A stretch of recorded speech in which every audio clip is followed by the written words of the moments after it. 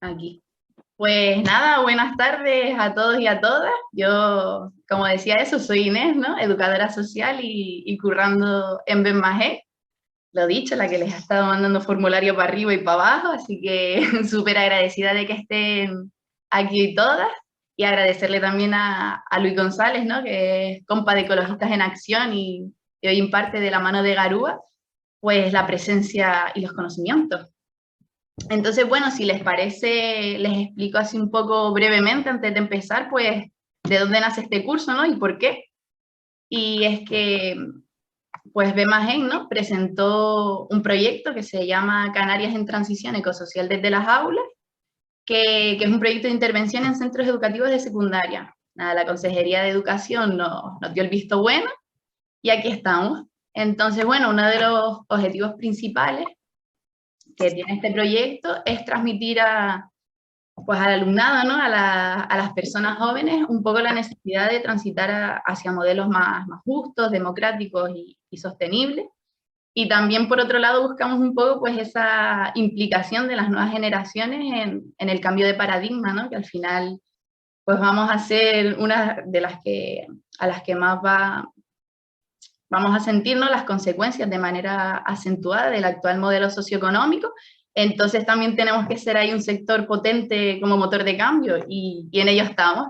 Entonces de este proyecto que les comento nace este curso, ¿no? La educación para la transición ecosocial, que creo que aquí somos muchas personas en ámbito educación y ámbito medio ambiente, ¿no? Que compartimos ahí inquietudes, así que creo que puede salir muy guay, ¿no? Y enriquecernos así entre todas.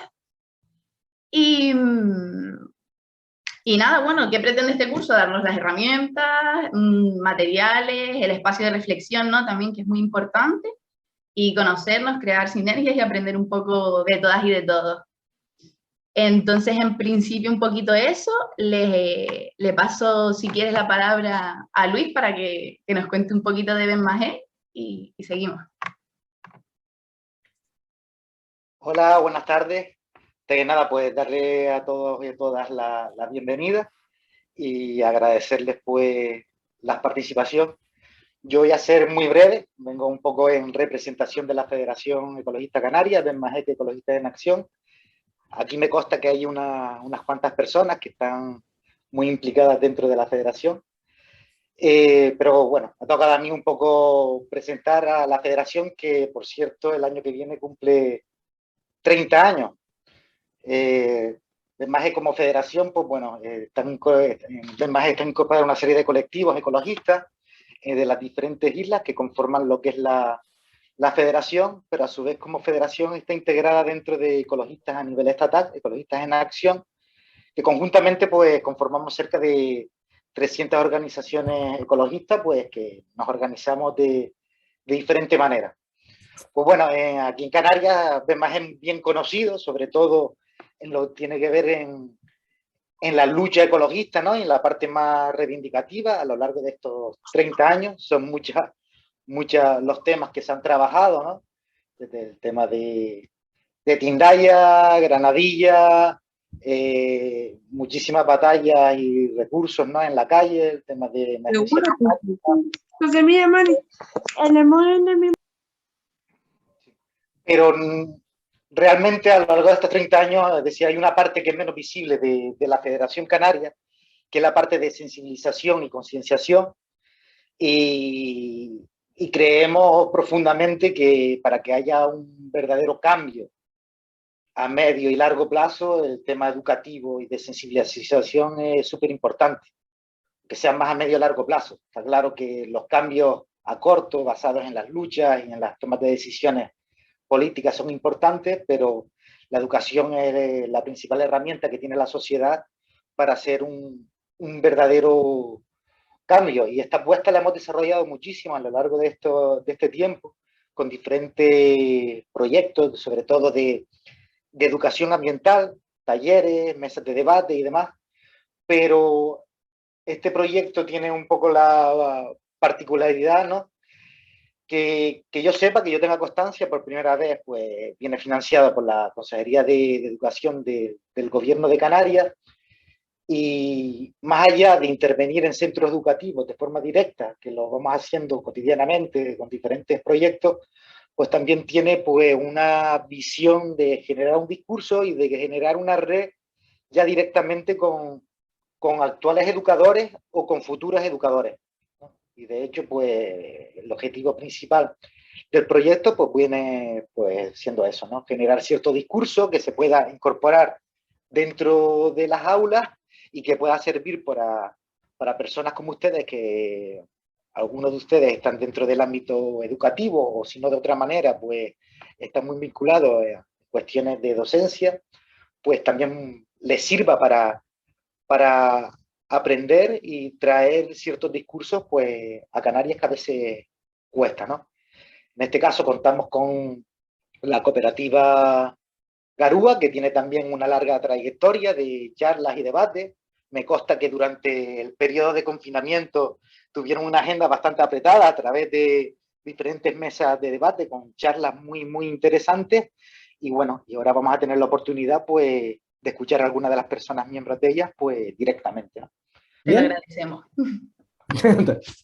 Pues vamos allá, vamos con ello y empiezo sin más.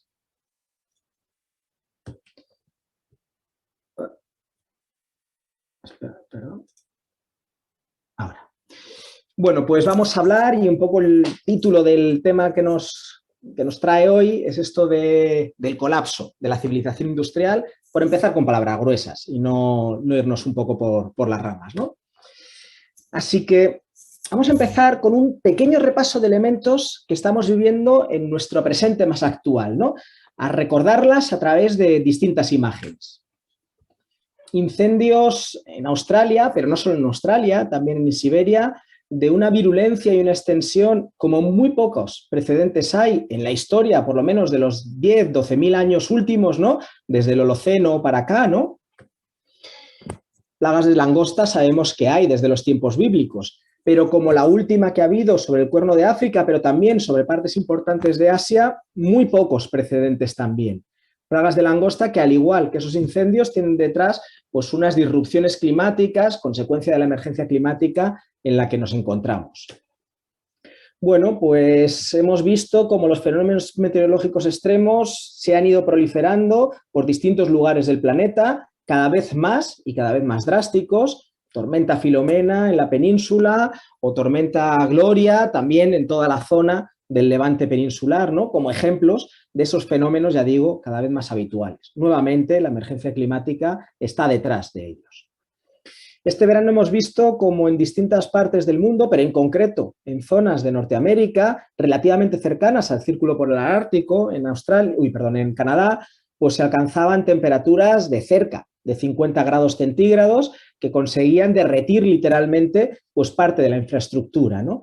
Pues nuevamente algo totalmente inusitado, totalmente excepcional, que se mete dentro de nuestra cotidianidad. ¿Quién lo iba a decir?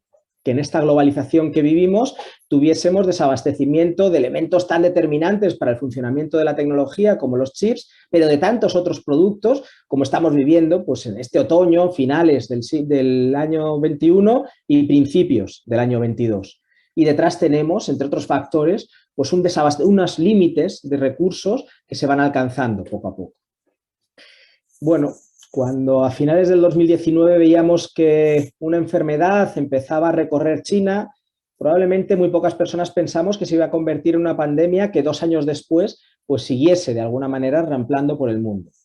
Pues esto ha ocurrido, un hecho nuevamente excepcional que tiene detrás de la disrupción ecosistémica, entre otras cosas, pues la desestabilización de los ecosistemas que hace que los procesos de zoonosis, salto de especies pues víricas que hay en otros seres vivos a seres humanos, pues se hayan ido haciendo más habituales y más frecuentes.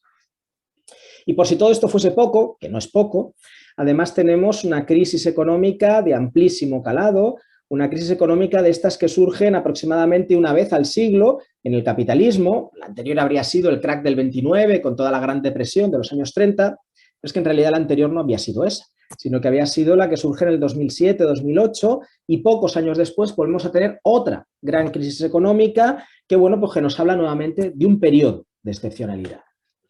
Así que nos podríamos preguntar pues, ¿qué nos está diciendo? Que se hayan producido tantos sucesos pues, extraños, raros, excepcionales en relativamente pocos meses. Bueno, desde mi perspectiva lo que nos está diciendo es que no va a haber ningún tipo de nueva normalidad, sino que lo que tenemos es el colapso de nuestra civilización, el colapso de nuestro orden, que no es algo por venir, sino que es algo que estamos viviendo ya y que de alguna manera esto va a cambiar, va a reconfigurar claramente nuestras formas de vivir y, por supuesto, también nuestras formas de educar. Así que, hecha esta entradilla, hecho este pequeño recorrido por la actualidad, vamos a intentar dotarle de una capacidad pues, analítica a esta afirmación, ¿no? ¿Cuáles son los elementos claves para caracterizar la crisis global contemporánea que estamos viviendo? Bueno, por decirlo a golpe de pintada, la tesis principal, que ya la he comentado anteriormente, ¿no? La normalidad se ha acabado y ¿quién iba a pensar desde lo alto del Coliseo que el Imperio Romano no era eterno? ¿Quién iba a pensar desde el cenit de la civilización industrial que esto no iba a durar para siempre?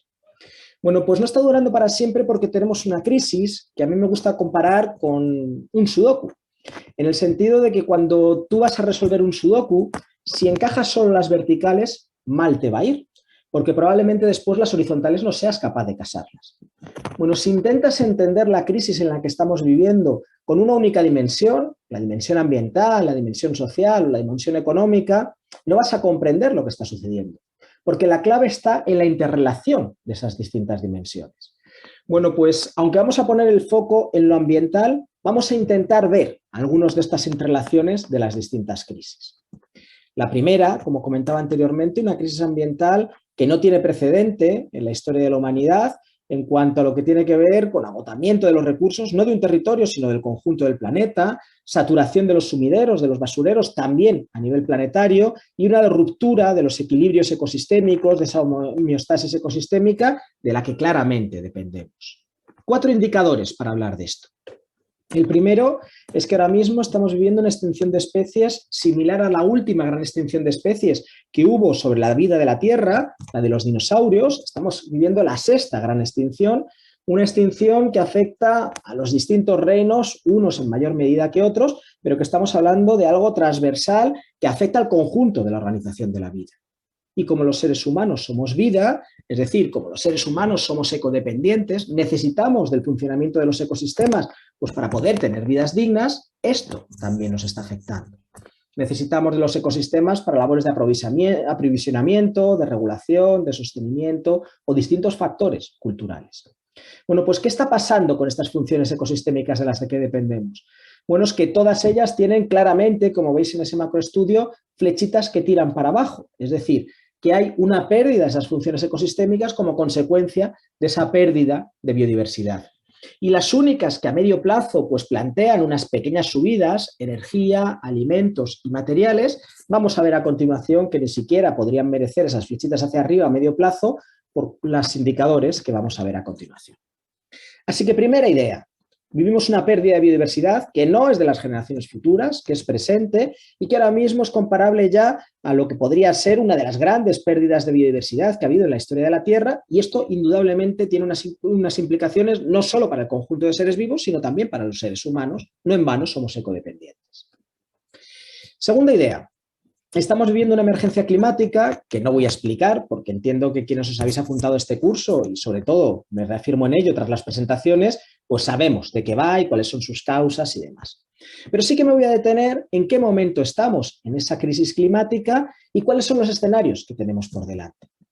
Porque el sistema climático, como cualquier sistema complejo, no funciona de manera lineal, sino que tenemos un aumento de gases de efecto invernadero X que corresponde a una temperatura Y, pero 2X no corresponde a 2Y y 3X no corresponde a 3Y. No, esto no funciona así, sino que todos los sistemas complejos tienen una serie de umbrales a partir de los cuales se disparan unos bucles de realimentación positivos que llevan al sistema a otro nuevo equilibrio, independientemente ya, en este caso en el climático, de lo que hagamos o dejemos de hacer los seres humanos. De alguna manera, el principal emisor de gases de efecto invernadero, el principal regulador del cambio climático, dejaríamos de ser las sociedades humanas, o más en concreto las economías humanas, para pasar a serlo pues, el conjunto del planeta, el conjunto de lo que es la biosfera.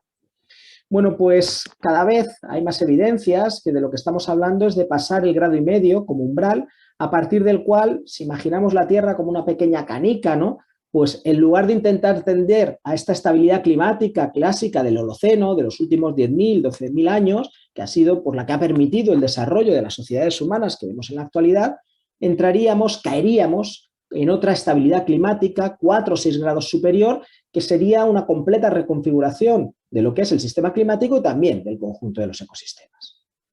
Bueno, esto está regulado por distintos ciclos, por distintos bucles de realimentación, unos negativos que intentan llevar pues, al sistema aquí, a esta estabilidad un poquito más azul y por lo tanto un poquito más fresca, y otros que serían bucles de realimentación positivos que nos llevan al otro lugar. Voy a plantearos simplemente 3 ejemplos para hablar un poco de esto y para situarlos. El primero es que sabemos que las superficies blancas tienen un mayor efecto albedo que las superficies oscuras, las que son marrones o que son azules. El efecto albedo es un efecto de reflexión, pues sabemos que la nieve, cuando le llega la radiación solar, es capaz de mantenerse por encima de los 0 grados, entre otras cosas porque refleja una parte importante de la radiación solar. Bueno, pues tenemos grandes espejos sobre la superficie de la Tierra, que son pues esas zonas glaciares o esas zonas en los polos norte y polo sur, ¿no?, que hacen que se refleje el sol. Bueno, como consecuencia del aumento de la temperatura, se derrite más hielo. Como consecuencia de que se derrita hielo, algo que era blanco pasa a ser pues marrón o azul y por lo tanto incide más radiación solar sobre la superficie de la Tierra, lo cual hace que aumente el calentamiento, que se derrita más hielo y así sucesivamente. Esta es la lógica de un bucle de realimentación positiva. Un bucle que una vez que se active funciona de manera automática y se va realimentando a sí mismo. Bueno, pues ¿cuáles son los datos?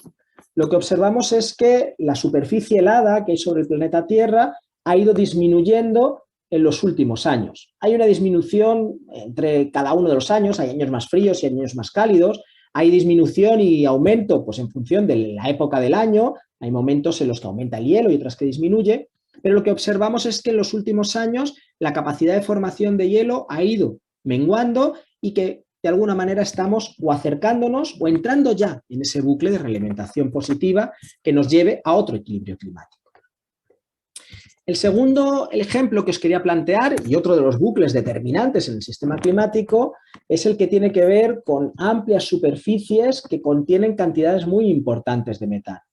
Me refiero al suelo helado que hay en lugares como la taiga, la tundra, que es lo que se denomina el permafrost, el suelo permanentemente congelado, pero también pues toda una serie de componentes, de clatratos de metano que hay en regiones pues, de océanos, en las zonas profundas, a altas presiones y a bajas temperaturas y que permanece el hidrógeno ahí contenido. Bueno, pues ¿qué ocurre? Que como consecuencia del aumento de la temperatura se descongela pues, ese permafrost, se activa pues, una actividad bacteriana y hace que se libere metano. El metano es un gas de efecto invernadero que, como sabéis, es mucho más potente que el dióxido de carbono. Liberación de metano que hace que aumente la temperatura, que hace que se descongele más superficie helada y así sucesivamente. La misma lógica opera en las regiones marinas que os he comentado anteriormente. Bueno, pues ¿qué es lo que observamos? Que en los últimos años la concentración de metano en la atmósfera ha aumentado y está empezando a aumentar cogiendo una curva pues, que tiende a crecer de forma pues, cada vez más rápida. Podríamos decir que o bien se ha activado ya o bien está a punto de activarse este bucle de realimentación positiva. El tercer ejemplo que os quería proponer es el del sistema vegetación-suelo. Sabemos que es un sistema determinante en la estabilidad climática, es un sistema que ha permitido captar una cantidad muy importante de carbono de la atmósfera para fijarlo en la vegetación, pero sobre todo para fijarlo en el suelo. ¿Qué está ocurriendo en las superficies con mayor vegetación del planeta? Bueno, pues lo que está ocurriendo es que esa capacidad de fijación está disminuyendo en todas esas zonas intertropicales. Esto se ve claramente en las selvas africanas, pero se ve muchísimo más claramente en toda la selva amazónica americana, en la cual puede llegar un momento en el que no solamente la capacidad de fijación vaya disminuyendo, sino que el Amazonas se convierta en un emisor neto de gases de efecto invernadero, un bucle de realimentación negativa que se convierta en un bucle de realimentación positiva. Bueno, podríamos repasar más bucles, pero no vamos a hacerlo. Simplemente nos vamos a intentar detener en intentar determinar cuál es ese umbral. Porque ese umbral es claramente difícil de señalar. Hay en un sistema complejo pues, dificultades intrínsecas para hacerlo. Pero cada vez hay más evidencias científicas que señalan que probablemente ese umbral puede rondar el aumento de temperatura del orden del 1,5 grados, y sabemos que ya estamos por encima de 1 grado, que para estabilizarlo correspondería a una concentración de gases de efecto invernadero de CO2 en la atmósfera de alrededor de 350 partes por millón.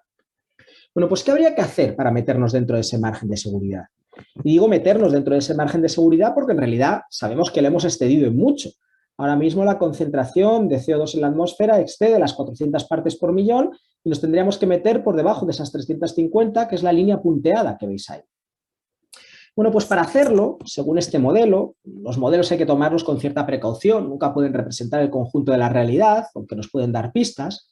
Bueno, pues según este modelo plantea que haciendo una reducción del 6% al año en las emisiones, y esto es mucho, pues no llegaríamos a final de siglo pues por debajo de esas 350 partes. Tendríamos que o hacer una captación masiva de CO2 de la atmósfera, o dicho de otra manera, un reverdecimiento muy importante del planeta, o bien lo que está planteando Naciones Unidas, unas restricciones mucho más importantes, unas reducciones mucho más importantes en las emisiones del orden del 7,6% al año.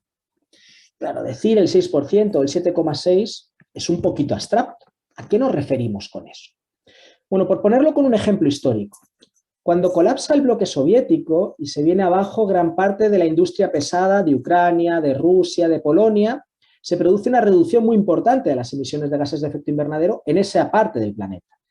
Es una reducción que en los años que más reducción se produce es del orden del 4% al año. Estamos hablando de casi el doble, pero es que además no estamos hablando de unos años, sino que estamos hablando de aquí a final del siglo y no estamos hablando de una parte del planeta, sino que estamos hablando de una reducción media a nivel planetario que obligaría a que en las regiones más enriquecidas, mayores responsables del calentamiento global, pues tengamos que hacer reducciones notablemente mayores que ese 7,6, probablemente pues del orden del 10, si hacemos cuenta de nuestra responsabilidad histórica desde una perspectiva de justicia climática. Así que, al igual que estamos hablando del tema ecosistémico, no es algo de las generaciones futuras, es algo de las presentes y es algo que además hay que acometer con urgencia y con medidas no secundarias, sino medidas fuertes, medidas drásticas y desde ya. El tercer indicador que quiero plantearos es el de la disponibilidad material. Desde la revolución industrial hemos tenido una disponibilidad muy amplia de distintos elementos que los hemos utilizado para distintas aplicaciones desde la perspectiva industrial, pero también desde otras perspectivas, desde una perspectiva económica. Y os voy a plantear algunos ejemplos y algunas implicaciones de esos materiales que empezamos a ver síntomas de agotamiento. El principal extractor de cobre del mundo es Chile. ¿Y qué le está pasando a Chile en su capacidad extractora de cobre? Pues lo vemos representado en esta gráfica. A pesar de que el consumo en la extracción de cobre en las minas chilenas no ha parado de crecer, que es la raya roja que veis aquí representada, la capacidad de extraer cobre de las minas chilenas, como veis, está en un máximo pues aproximadamente desde el 2014 y no hay una capacidad de aumentar esa extracción. Gastamos cada vez más energía en conseguir lo mismo. Este es un indicador clarísimo de lo que le está pasando a las minas chilenas. Son minas cada vez más agotadas y, por lo tanto, cada vez tengo que profundizar más en el subsuelo para conseguir ese cobre, gastando más energía, y además ese cobre está en concentraciones menores, con lo cual tengo que gastar una mayor cantidad de energía en purificar una cantidad similar de cobre. Bueno, esto que le está pasando al cobre en Chile, le está pasando a tantos otros materiales en distintos lugares del planeta. Y, por cierto, esto no solamente tiene implicaciones económicas, sino que tiene también implicaciones sociales. Todas las convulsiones que hemos visto en los últimos años en Chile y que además han ido generando pues, un movimiento y una movilización ecosocial pues, realmente notable, que ahora mismo es un ejemplo claro pues, a nivel internacional, pues no digo que tengan como única causa ni muchísimo menos esta, pero que desde luego este es otro de los elementos que está moviéndole el piso al orden social y económico chileno y que está haciendo pues, que estemos viendo cambios, en este caso claramente en positivo, en la sociedad chilena. Porque es que el cobre no es cualquier cosa. El cobre es un elemento absolutamente determinante en un montón de aplicaciones industriales, para empezar todas las relacionadas con electricidad. Y no solamente es fundamental, sino que además probablemente es insustituible con las mismas prestaciones físico-químicas que nos están dando. Tendríamos conductores mejores que el cobre, por ejemplo la plata, pero no vamos a hacer cables de plata, porque no tenemos plata suficiente y porque además económicamente sería una ruina. O podríamos hacer cables de aluminio, pero el problema del aluminio es que es un peor conductor que el cobre, y aunque tenemos más aluminio que cobre, pues tendríamos menos prestaciones. Y pensar en que nuestro sistema eléctrico se pueda haber comprometido tiene unas implicaciones muy, muy fuertes que creo que a nadie se le escapan de las personas que estamos aquí. El segundo ejemplo que os quiero plantear es el del galio, como un representante de unos elementos relativamente escasos sobre la corteza terrestre, pero que se han convertido en determinantes en un montón de aplicaciones industriales, muchas de ellas relacionadas con las nuevas tecnologías, por ejemplo, de las renovables, como podrían ser paneles solares, pues bombillas LED y demás, ¿no?, que hablan de que esta transición, pues, de altas tecnologías renovables, bueno, pues está más que en entredicho que la podamos tener, porque algunos de estos elementos, y luego volveré sobre esta idea, pues no están precisamente abundantes sobre la faz de la Tierra.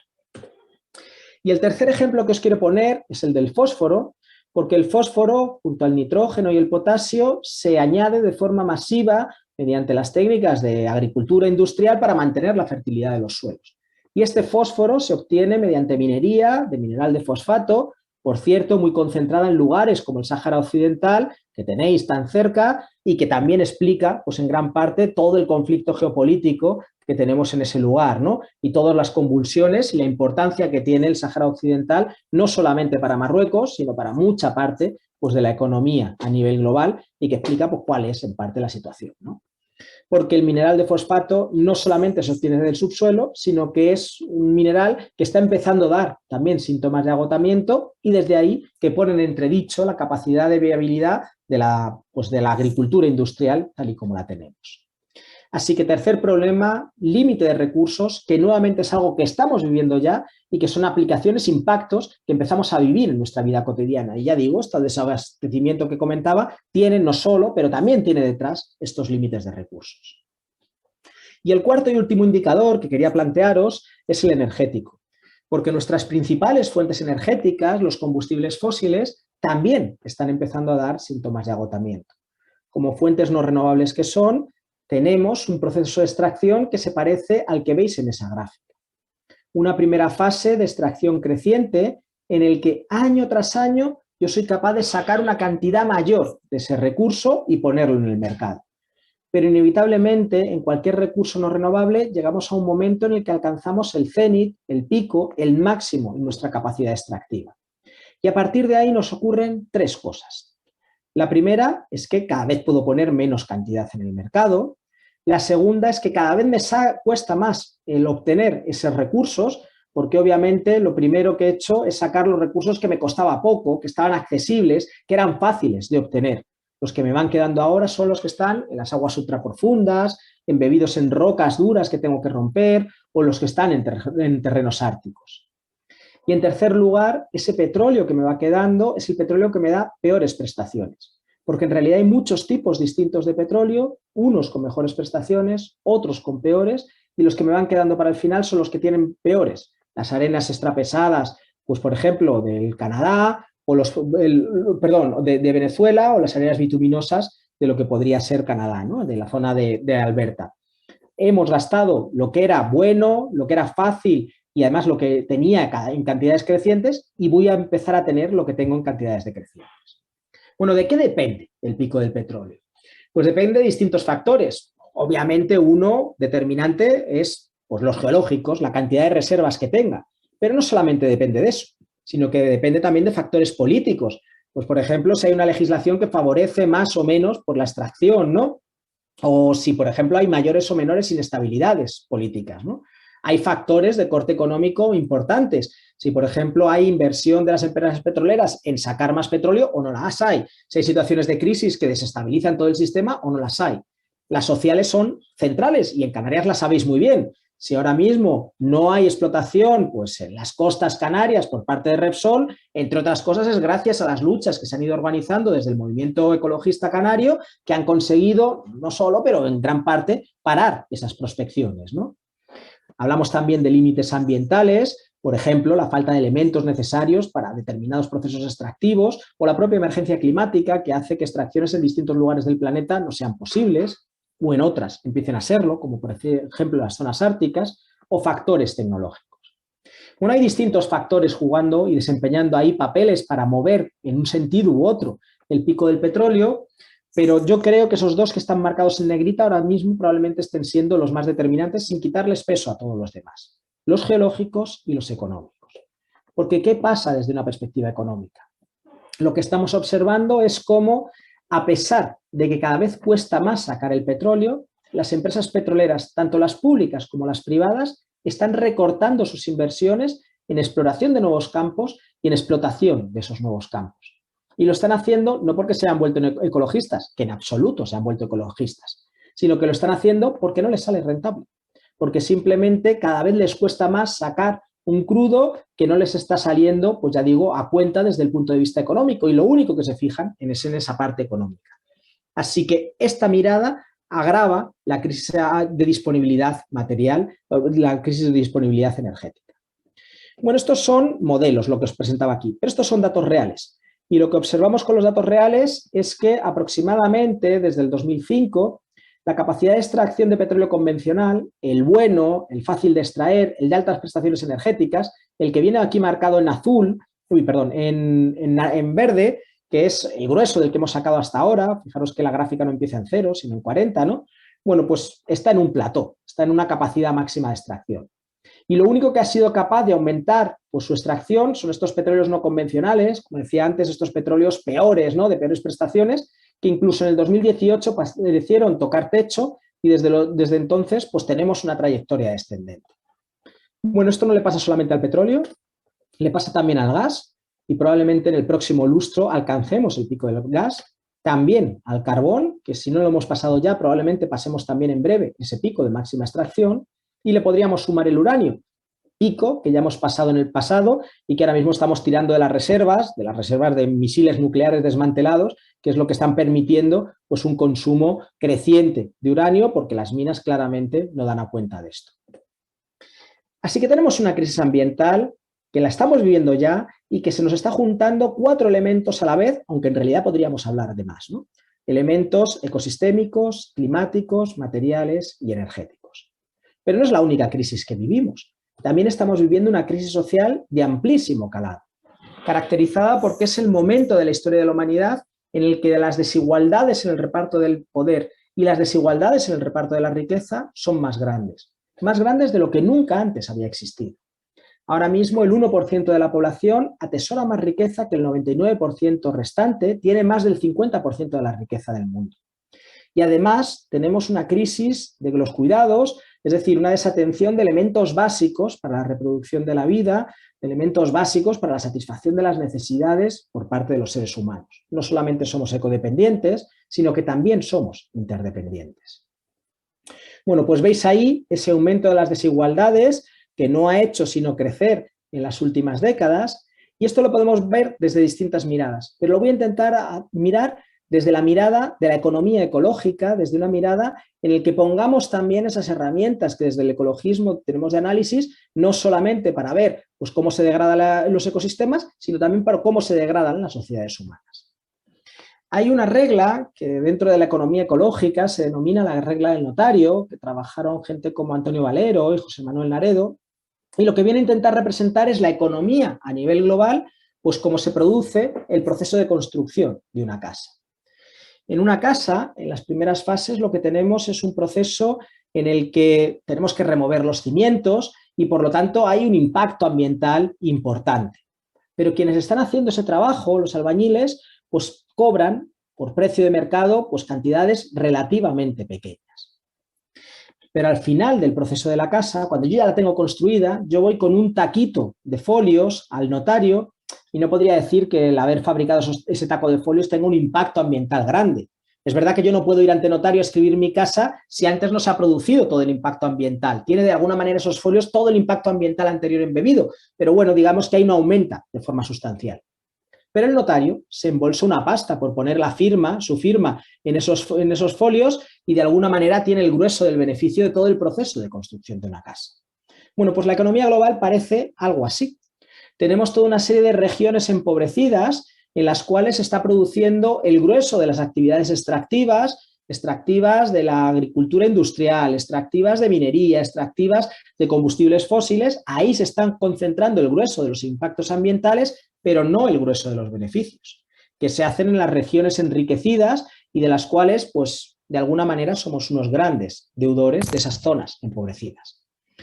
La desigualdad la podemos ver también desde un punto de vista material, porque si en lugar de ver flujos monetarios norte-sur, vemos flujos materiales norte-sur, descubrimos que los países enriquecidos somos claramente, pues estamos claramente endeudados con esos países empobrecidos, pues no en vano, estamos chupando la riqueza material, la riqueza energética del planeta.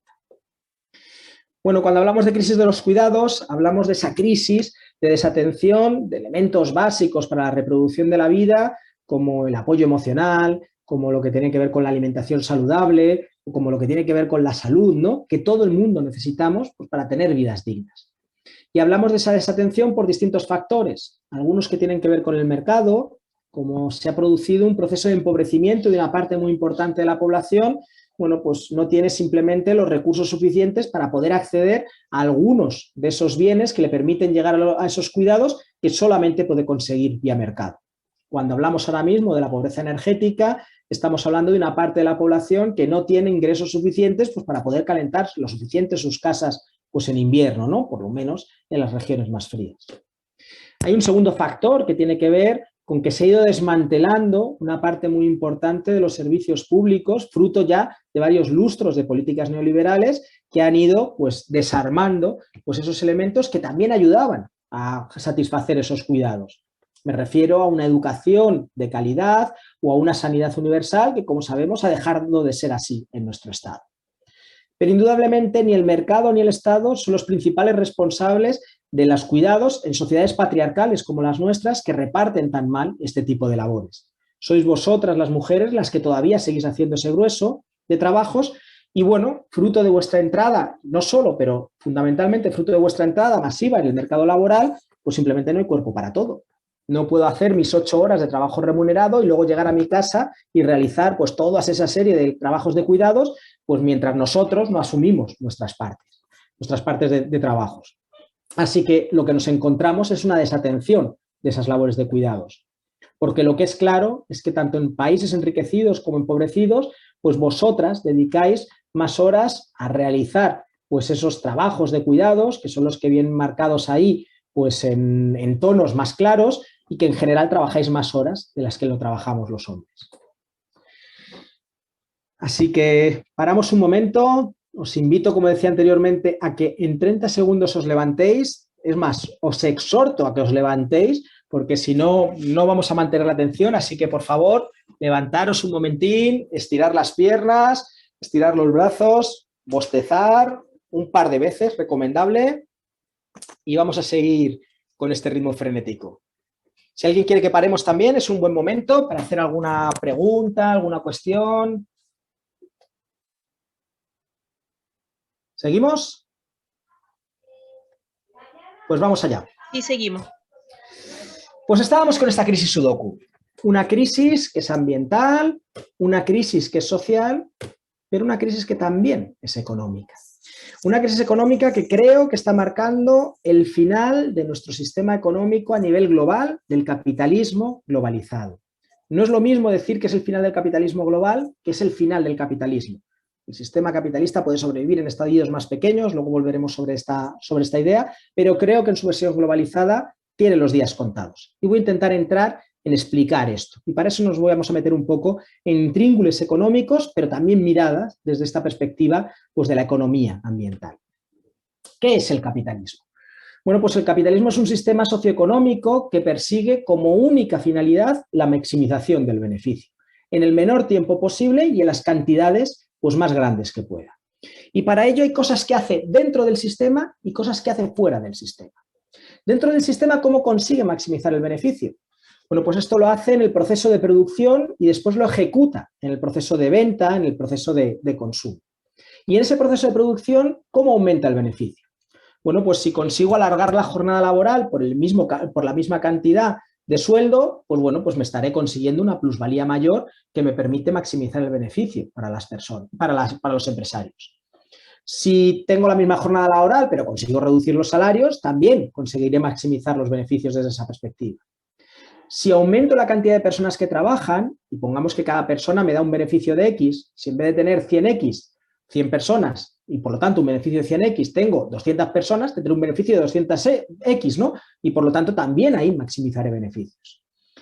Y la cuarta y última idea, pero determinante y fundamental a nivel histórico dentro del capitalismo, ha sido aumentar la productividad.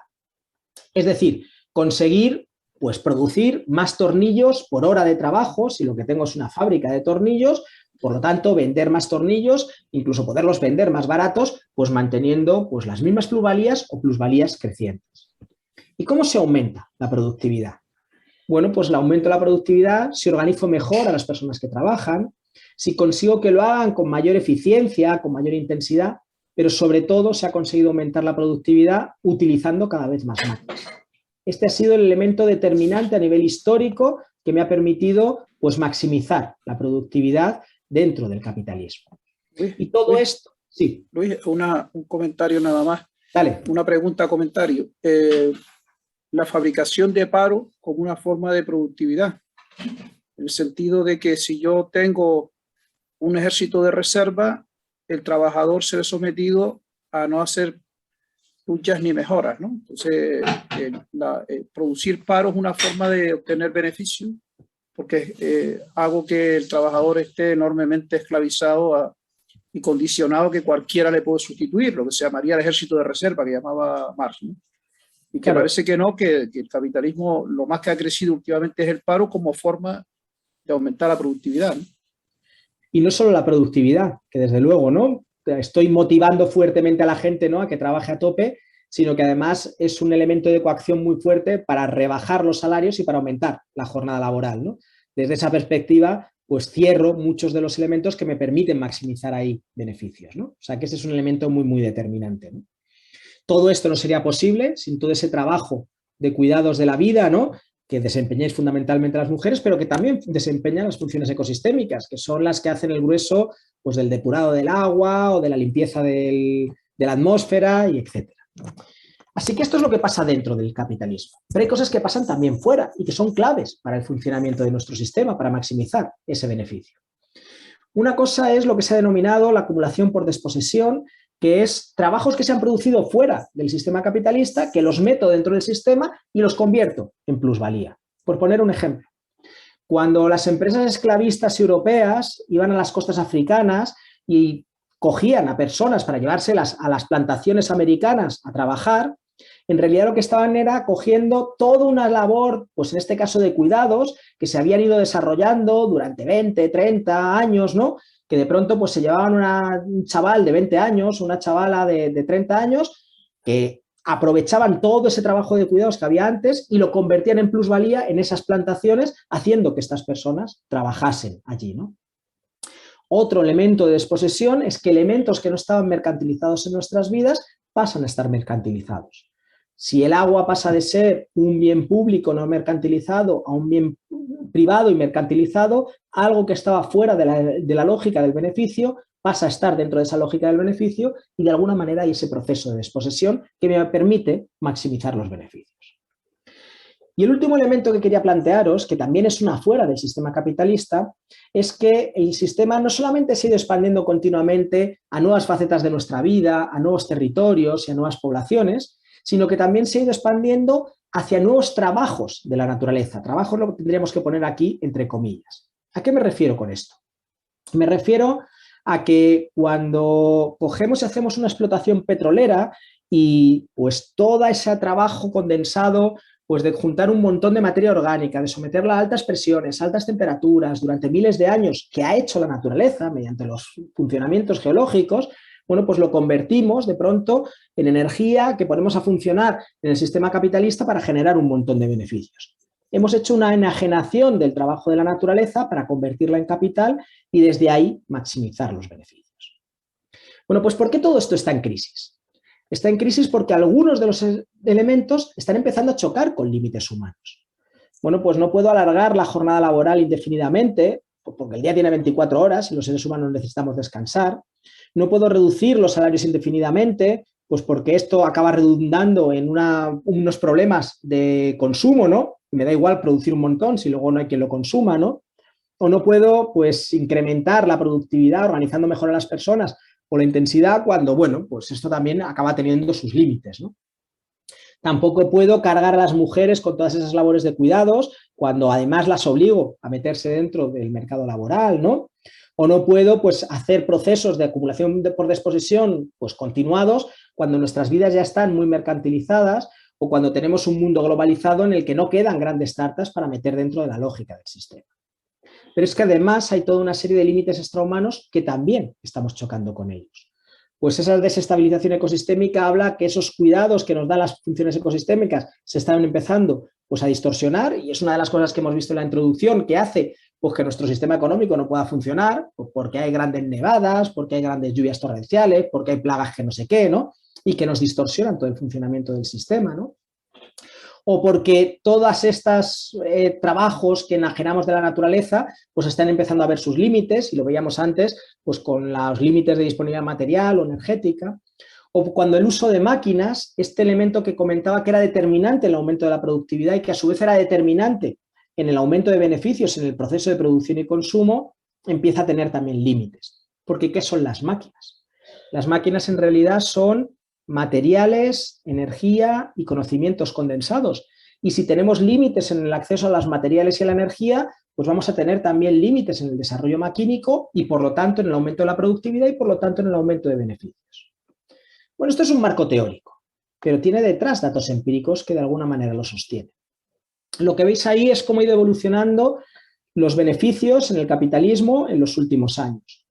Veis cómo después de la crisis que se produce en los años 60, gracias a las medidas neoliberales que tienen mucho que ver, pues, con esto que hablaba antes de alargar las jornadas laborales, de reducir salarios, de extensión de la globalización y demás, bueno, pues el capitalismo consigue recuperar parcialmente los beneficios. Pero desde principio de siglo estas estrategias parece que no son suficientes y el capitalismo entra en una crisis estructural en el que año tras año, y de manera un poco irregular, pues parece que estos beneficios van decayendo, entrando, pues, en situaciones de crisis más profunda y que hablan de que nuestro propio sistema socioeconómico está metido dentro de la crisis. Así que nos paramos otro momentito, hacemos otro pequeño estiramiento. No en vano hemos hablado de economía, que normalmente es un tema un poco árido, ¿no? Y que nos cuesta un poquito más. Así que os invito, ya digo, levantaros 30 segundos para que podamos mantener la atención. Nos quedarían 25 minutitos porque en la última media hora pues entrará Eugenio a charlarnos un poquito. Entonces vamos a intentar mantener la atención esos 25 minutos que nos quedan.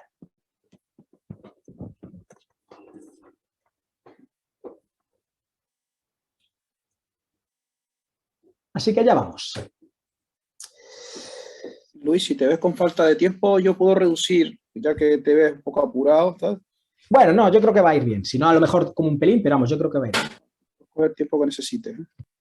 Bueno, pues nos podríamos preguntar, ¿hay salida a esta crisis sudoku manteniendo más o menos el orden socioeconómico en el que estamos? Seguro que vamos a encontrar distintas soluciones, distintas respuestas a esta pregunta, y si abrimos la pregunta a nivel social, pues habrá gente que diga que clarísimamente pues vamos a encontrar pues soluciones dentro de nuestro sistema, y hay otras personas que diremos que no, que claramente el colapso de nuestro sistema es algo inevitable, es más, que es algo que estamos viviendo ya. Luis, una cuestión. Dale, Luis. Por poner un factor más sobre la mesa, es decir, que todo este sistema económico de gran productividad también ha facilitado pues un aumento poblacional, ¿no?, importante a nivel global, y por lo tanto una mayor demanda de bienes de consumo, y además también ha facilitado lo que es el aumento de la esperanza de vida y una mayor calidad de vida de algunas de las personas, por poner estos factores sobre la mesa, ¿no?, que también influye dentro de este balance, ¿no?, producción-consumo. Sí, sí, sí. Cuando vemos el impacto ambiental, podríamos decir que hay como tres grandes factores, ¿no? Uno es la población, cuanta más población hay, pues más impacto ambiental. Un segundo factor, que es el consumo de esa población, cuanto más consumo tengas por unidad, pues mayor impacto ambiental vas a tener. Y un tercero es la tecnología, no son ni mucho menos lo mismo pues tecnologías pues como la eólica que tecnologías como la nuclear cuando estamos hablando de los impactos ambientales.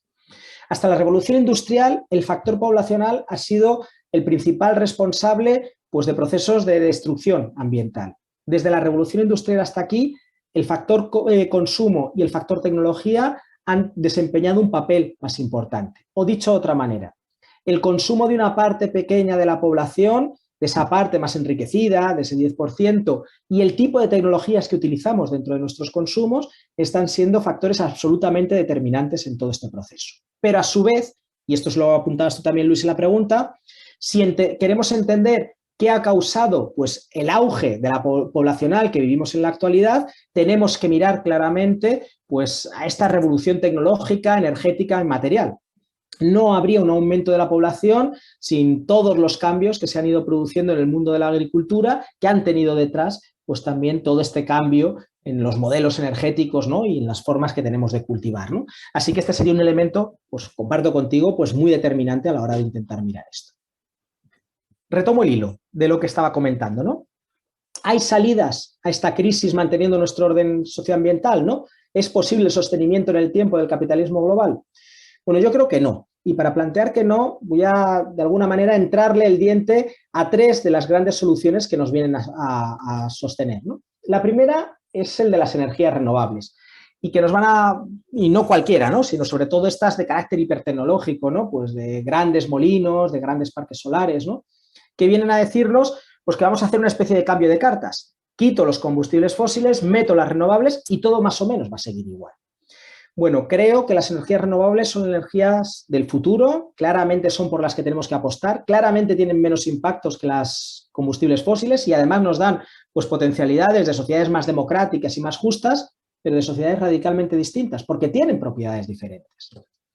Las características de los fósiles se articulan en tres grandes elementos. Uno, que son fuentes energéticas tremendamente concentradas, es decir, con una alta densidad energética y con una alta rentabilidad energética. Tengo que invertir poca energía para conseguir un montón de energía. La segunda es que están disponibles en formato stock, es decir, que las tengo ahí independientemente de los ciclos, de si es de día o si es de noche, si es invierno o si es verano, de que el momento vital en el que estamos, y además son fácilmente almacenables y fácilmente transportables. Y en tercer lugar, han estado disponibles en grandísimas cantidades, en cantidades nunca antes ni siquiera imaginadas pues por ningún otro momento de la historia de la humanidad.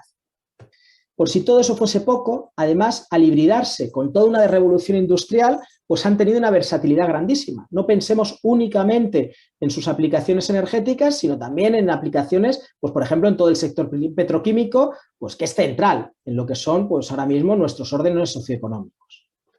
¿Qué le pasa a las renovables? Bueno, pues las renovables son energías solares. La eólica no es más que aire que se calienta por consecuencia del sol y que se pone en movimiento por ello, ¿no? Sería también una energía solar. O la hidráulica también sería una energía solar, ¿no? Es el sol el que evapora el agua y después la utilizamos al llover y que se produzca la escorrentería. Bueno, pues esas energías solares en general son energías mucho más dispersas. Claro, llega un montón de radiación solar sobre la superficie de la Tierra, pero llega diseminada por un montón de superficie que después tengo que concentrar. Y ese proceso de concentración me consume mucha energía y además me consume mucho territorio y además de alguna manera también pues está en contradicción, está en conflicto con distintas funciones ecosistémicas. Claro, cuando yo estoy planteando pues que tengo que hacer grandes extensiones de huertos solares es porque necesito concentrar un montón de radiación que me cae dispersa sobre el territorio. O cuando yo estoy planteando pues ese uso del territorio, pues hablamos de eso. Como sabemos, pues las energías solares son energías que vienen no en formato stock, sino en formato flujo y además un flujo que es irregular. Esto hace que tengamos dificultades para almacenarlas y además, como las transformamos en electricidad, pues dificultades añadidas, la electricidad la almacenamos muy mal, tenemos muchas dificultades técnicas para hacerlo y además que necesitemos pues instalar un montón de paneles en distintos lugares, de fuentes energéticas en distintos lugares, ¿no? Porque quiero que cuando no sople el viento en un lugar, pues sople en otro lugar o lo pueda compensar con el aire o con la central hidráulica que haya en otro lugar. Pues que, ya digo, tenemos ese problema de la irregularidad de los flujos. Y además, auniendo un escenario de máximo, de utilizar a tope pues esas fuentes distintas de energías solares, pues vamos a tener una cantidad de energía disponible notablemente menor que la que teníamos con los combustibles fósiles. En un escenario de máximos, distintos cálculos plantean de un 50% que nos van a dejar muy lejos. Pero por si eso fuese poco, el tipo de energías renovables que estamos utilizando de carácter hipertecnológico tiene unos problemas añadidos. La primera, y lo decía antes, que producen electricidad, y esto nos da muchos problemas para el sector petroquímico, pero también, sobre todo, para el sector de la movilidad, que es determinante para la organización urbana y determinante para la organización de la globalización. ¿Y por qué? Pues porque simplemente no podemos mover vehículos pesados mediante electricidad si queremos que tengan capacidad de carga y autonomía en el movimiento. Porque las baterías pesarían tanto que, bueno, o no tengo capacidad de carga o no tengo autonomía de movimiento, y un camión o un barco que no tengan capacidad de carga grande y autonomía de movimiento a la vez, pues simplemente no me sirven para lo que queremos utilizarlas. Y esto no es un problema menor, es un problema absolutamente central para el mantenimiento de nuestro sistema. En segundo lugar, porque llamamos renovable a lo que de verdad no es renovable. Son energías fabricadas con materiales y con energías no renovables, y lo que es peor, con vidas medias relativamente cortas, del orden de 15, 20, 30 o 40 años como mucho, que nos sitúan que cuando queramos hacer una nueva generación de parques eólicos, pues a lo mejor no tengamos los recursos disponibles porque ya hemos pasado ese pico de disponibilidad, por ejemplo, energética o material. Y además, aunque son clarísimamente preferibles a los combustibles fósiles, ¿no?, o a la nuclear, no tienen unos impactos ambientales despreciables, sobre todo en un mundo como el que nos vivimos, ¿no?, pues aquejado de una crisis pues muy potente. Me voy a saltar esto. Esto era un poco una explicación de una justificación de lo que estaba comentando para, bueno, que nos dé tiempo a terminar. Vamos con el segundo de los mitos. El segundo de los mitos lo que plantea es que no va a pasar nada porque vamos a poder seguir creciendo consumiendo cada vez menos materia y cada vez menos energía. Es el mito de la desmaterialización, o en su versión suave, el desacoplamiento, y es que vaya a crecer más rápido el PIB que lo que sea el crecimiento del consumo material. Y el principal problema de este mito es que no se sostiene con datos empíricos. Si vemos esta gráfica, que es la gráfica del consumo material a nivel global, vemos que es una gráfica que crece de manera exponencial. No hay ningún tipo de proceso de desmaterialización, sino más bien todo lo contrario. Cada vez consumimos una cantidad creciente de materia y de energía que habla pues, de que tenemos sociedades pues, dependientes y ancladas a ese consumo material. Y ancladas de manera prácticamente lineal. Lo que veis ahí es cómo se correlaciona el aumento del Producto Interior Bruto a nivel global con el aumento del consumo energético, prácticamente una relación lineal. Cómo se relacionan el consumo material y el PIB a nivel global, nuevamente una relación prácticamente lineal. No hay crecimiento si no hay aumento en el consumo de energía y si no hay aumento en el consumo material. De manera que tampoco nos debería extrañar que la concentración de CO2 en la atmósfera también se relacione de manera prácticamente lineal con el PIB. Hay un aumento en los impactos ambientales conforme aumentamos nuestro crecimiento económico. Bueno, me voy a saltar esta parte también. Y llegamos al tercero de los mitos. El tercero de los mitos sería como el mito de los mitos, el que plantea que no nos preocupemos porque ya inventaremos algo.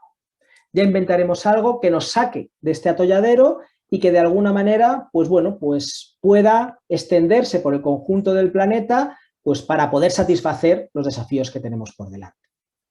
Claro, no es cuestión de decir que no vamos a inventar nada, pero de ahí a pensar que justo en el momento que lo necesitamos, vamos a inventar justo lo que necesitamos, que además va a ser rentable, que además vamos a tener disponible la energía y los materiales para poderlo extender, que además lo vamos a hacer súper rápido, ¿no? Bueno, yo creo que esto más que un pensamiento científico es un pensamiento claramente mítico, no se asienta sobre bases. Y voy a intentar, pues, profundizar en esas bases y argumentar cómo es un pensamiento, ya digo, más mágico que realmente científico. El primer elemento es que nuestro sistema tecnocientífico pues, está muy anclado pues, en paradigmas del pasado, que el propio sistema tecnocientífico ya ha superado en teoría, pero no en la práctica. Me refiero a pensar que los seres vivos, que el planeta, que el conjunto de la biosfera funcione como si fuese un reloj, es decir, con una lógica mecanicista, que podamos analizarlo desde una perspectiva reduccionista, es decir, que coja el todo, lo disemine en partes muy pequeñitas, analice las partes y luego considere que el todo es la suma de las partes, cuando sabemos que en absoluto, que el todo es muy diferente de esa suma de las partes. Y luego además piensa el mundo todavía de una manera determinista, cuando en realidad es claramente indeterminista, con umbrales, con bucles de realimentación positiva, negativa, bueno, con el funcionamiento de la complejidad que hemos esbozado un poco cuando hablábamos del clima. La realidad es orgánica, holística, indeterminista, pero el grueso de nuestro sistema científico sigue siendo todavía mecanicista, reduccionista y determinista. Y esto es un problema de primer orden para entender y para afrontar los problemas que tenemos ahora mismo. El segundo tiene que ver con ese diagrama de burbujas, que son los pagos reconocidos por la principal petrolera privada, la ExxonMobil, para poner en marcha estudios que pusiesen en entredicho la existencia de la emergencia climática o su origen antropogénico. Y esto me lleva a hablar de que la ciencia no es neutral, sino que está claramente al servicio del mercado y por eso se investiga muchísimo más en biotecnología que en agricultura ecológica o en las enfermedades de las personas enriquecidas que de aquellas que están empobrecidas. El tercer problema es que nuestro sistema científico pues, es bastante conservador. No voy a entrar ahora en justificarlo, pero en realidad las revoluciones dentro del sistema científico cuestan mucho porque hay una inercia a seguir investigando, sacando conclusiones similares a las que se habían sacado anteriormente. Bueno, me podríais decir, bueno, vale, puede tener estos tres límites nuestro sistema tecnocientífico, pero son todos en realidad límites humanos. Podríamos pensar en realidad en un sistema científico que fuese orgánico, holístico, indeterminista, que estuviese al servicio de la vida y no del mercado y que además pues, tuviese una capacidad de mirar revolucionariamente. Este cambio no es un cambio menor, pero vamos a suponer que lo hiciésemos así, al chasquido de un dedo. Aún así, tendríamos problemas que van más allá de eso y que son más profundos. El primero es que en realidad, igual que hemos sacado el petróleo que era fácil de sacar, hemos descubierto lo que era fácil de descubrir. Los descubrimientos cada vez nos cuestan más y esto significa que cada vez vamos teniendo menos descubrimientos. Por ponerlo con un ejemplo, los últimos descubrimientos revolucionarios en física tienen un siglo de duración, son de principios del siglo XX. La teoría de la relatividad, la teoría cuántica, bueno, todos esos saltos que se produjeron. Desde entonces no es que no se haya investigado, se ha investigado una barbaridad, simplemente que cuesta cada vez más y el ser humano, pues de alguna manera lo vaya sacando pues, más a cuentagotas. Esto, más allá de una apreciación, tiene datos empíricos que lo corroboran y lo que plantean es que la tasa de innovación de cosas realmente distintas pues llegó a su máximo a finales del siglo XIX, ni siquiera en el siglo XX, y desde entonces seguimos inventando cosas, pero cada vez a una velocidad menor, porque cada vez nos cuesta más. El segundo problema más estructural, pues en realidad tiene que ver con entender lo que somos los seres humanos. Si los seres humanos no somos ni omnipotentes ni omniscientes, es imposible que pongamos en marcha una herramienta que sea omnipotente y omnisciente, que sea capaz de realizar todo lo que queremos. Entender las limitaciones humanas es entender los límites del sistema tecnocientífico. Y desde ahí pues, tendríamos que hablar pues, de alguna manera de una posición de modestia como especie y de no creernos dioses porque simplemente no lo somos y que por lo tanto nuestro sistema tecnocientífico no lo va a poder ser. Además de todo ello, decía antes que la tecnología la podemos definir como materia, energía y conocimientos condensados. Y claramente estamos teniendo límites en nuestra disponibilidad material y energética, también de nuestros conocimientos, y desde ahí límites en la tecnología. Y hablar de límites en la tecnología es hablar de límites también en nuestro desarrollo científico, porque ahora mismo no hay ciencia sin tecnología hiper sofisticada, no en vano, pues cada vez cuesta más hacer descubrimientos y no se hacen con los sentidos humanos, sino con el apoyo de máquinas. Y por último, y probablemente más importante que todo esto, en realidad es que nuestros problemas no son tecnológicos, nuestros problemas son de índole social y por lo tanto los tenemos que afrontar con cambios en el modelo económico, en el modelo político y en el modelo cultural. Y es ahí donde tenemos que buscar las soluciones y no en lugares en los que realmente pues, no están ni por capacidad, porque tenemos esos límites, ni porque además van a poder resolver problemas que están en otra dimensión, en otro lugar. Así que nos podríamos plantear que tenemos esta crisis económica, esta crisis social, esta crisis ambiental, y que son crisis que se realimentan entre sí. Que cuando hablamos de una crisis ambiental, estamos viendo cómo esto está influyendo en la crisis económica. Por ejemplo, pues la crisis económica que ahora mismo se dispara como consecuencia de la COVID, en realidad tiene causas ambientales detrás, esa disrupción ecosistémica que hace más probables los procesos de zoonosis, entre otras, pues las del virus que ahora mismo pues, está generando una pandemia. Pero cuando hablamos de la economía también tenemos que ver sus repercusiones a nivel ambiental. Decía antes, esas empresas petroleras que no invierten tanto y que invierten cada vez menos en extracción petrolera hacen pues que el pico petrolero se vaya a adelantar y que por lo tanto pues nuestra disponibilidad de ese recurso pues se ve distorsionada no por causas geológicas sino por causas económicas. Bueno, pues podríamos intentar modelarlo, Gail Tuerber lo hace, una estadounidense que trabaja mucho estos temas, ¿no? Y plantea que, por ejemplo, la disponibilidad energética va a caer de forma mucho más abrupta que ha sido el proceso de su vida como consecuencia de esta interrelación de lo social con lo económico, con lo ambiental. Desde ahí hablar de que estamos viviendo ya, no vamos a vivir, estamos viviendo ya un cambio a nivel económico, de la organización internacional, de las formas del Estado, de nuestras formas de vivir, de los valores, en definitiva, un cambio civilizatorio de amplio calado. Y en el último ratito que me queda, antes de que cerremos, pues creo que merece la pena que nos preguntemos cuáles son los futuros que podemos tener por delante. No porque los podamos adivinar, que obviamente nadie puede adivinar el futuro, pero creo que si compartiésemos que estamos viviendo un momento de ruptura histórica, esta pregunta es determinante. Es determinante para nuestras estrategias personales, es determinante para la estrategia de los movimientos sociales y es determinante para cualquier práctica educativa. Quien no se pregunte qué mundo vamos a tener por delante no va a poder responder qué necesidades formativas va a tener esa persona y, por lo tanto, aunque sabemos que vamos a fallar, es algo que tenemos que irnos repitiendo periódicamente e intentando solucionar de forma periódica. Así que vamos a intentar dar algunas pistas en dos grandes bloques. Un primer bloque, lo que considero que va a ser altamente probable que vaya a suceder, de alguna manera lo impepinable, y un segundo bloque, de forma coloquial, que sería lo pepinable, lo que dependerá de lo que hagamos o dejemos de hacer las sociedades humanas. En la primera parte, creo que lo que nos vamos a encontrar son sociedades como esta, en las que vamos a pasar de tener mucha energía bruta disponible, con poca energía requerida para conseguirla, y por lo tanto una cantidad de energía neta disponible muy, muy grande y que nos han permitido tener sociedades tremendamente complejas, hacia sociedades como esta, con mucha menos energía bruta disponible, con mucha más energía requerida para conseguirla y que por lo tanto me dé una energía neta disponible menor y no solamente eso, sino además intermitente, que no va a estar en formato stock, sino que va a estar en ese flujo intermitente que comentaba anteriormente. Bueno, este cambio no va a ser un cambio de la noche a la mañana, va a ser un cambio que va a durar décadas, al cual pues iremos acostumbrando y que va a ser diferente en la velocidad, en la profundidad y en el inicio en distintos lugares del planeta. Dependerá de si hay más o menos reservas en el subsuelo, de la calidad de esas reservas que tengan en el subsuelo, no solo de combustibles fósiles, sino también de distintos minerales, también de la capacidad de procesar esos distintos minerales.